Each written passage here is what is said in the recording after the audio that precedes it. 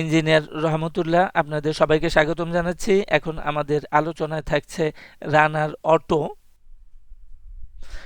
যার সর্বশেষ closing price হচ্ছে 33 টাকা 80 পয়সা। আমরা আওয়ারলি টাইম ফ্রেমে আছি। এর আগে আমাদের আলোচনায় ছিল যে এখানে একটা 5 ওয়েভ স্ট্রাকচার আছে এবং ওয়েভ 5-এ একটা লাস্ট ওয়েভে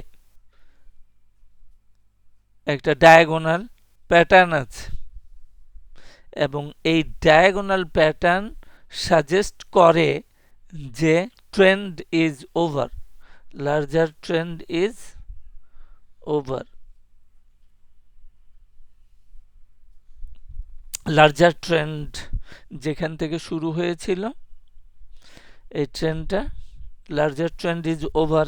1 2 নাম্বার হচ্ছে যে এটা যেখান থেকে স্ট্রাকচারটা তৈরি হইল, প্যাটার্নটা তৈরি হইল ডায়াগোনাল, সেই জায়গায় অথবা তার নিচে চলে আসবে, এখানে সাপোর্ট পাইতে পারে অথবা তারও নিচে চলে আসতে পারে।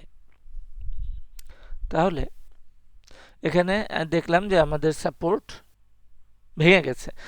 আর হইল যে আরেকটা প্রফেসি ছিল যে এই স্ট্রাকচারটা বা প্যাটার্নটা তৈরি করতে যে সময় লাগবে তার অর্ধেক সময়ের মধ্যে আমাদের এই সাপোর্টে চলে আসবে।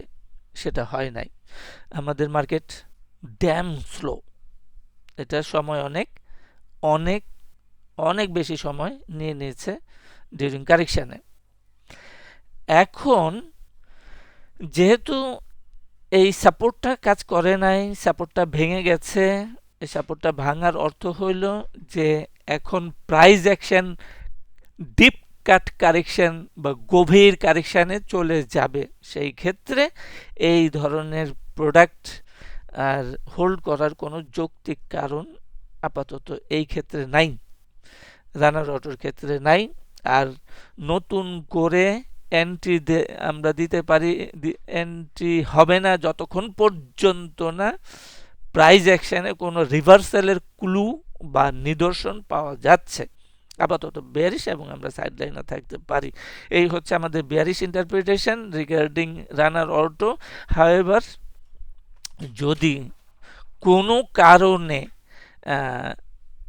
হায়ার হাই করতে পারে, ইন এনি কেস যে কোনো কারণে বা যে কোনো অবস্থানে এটা হায়ার হাই করতে পারে, তাহলে এটা কত টাকা,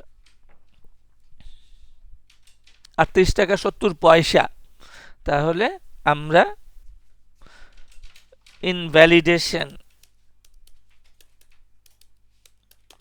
ইনভ্যালিডেশন লেভেল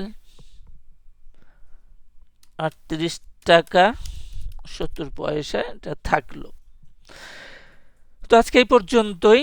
সাথে থাকার জন্য সবাইকে অনেক অনেক ধন্যবাদ।